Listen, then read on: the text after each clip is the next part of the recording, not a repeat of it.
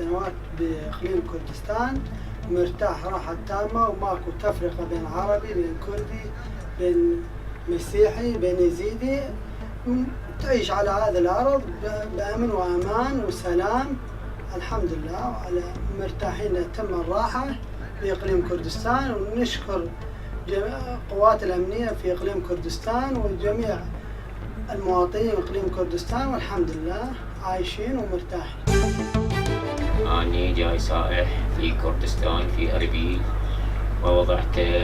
وشفت الوضع جيد جدا ومكان نظيف وما عندهم فرق بين جميع الأطياف، وأني أشكر حكومة كردستان على هذه الاهتمام والنظافة، وأتمنى من الله العلي العظيم أن يقدرهم على فعل الخير. وتحياتي إلى جميع شعب كردستان العظيم. أنا أتمنى إنه تكريت وباقي المحافظات تصير مثل أربيل، يعني تصير أمان مثل أربيل، ونظيفة وحلوة وحدائق حلوة وورود حلوة، يعني حتى واحد يعني شوية يرتاح. أتمنى كل العراقيين يعني من ناحية تكريت، الأنبار، بغداد، كل العراقيين يجون لكردستان ويشوفون يعني ماكو لا تفرقة بين عربي بين كردي بين عجمي شيعي سني يزيدي، كل الطوائف هنا.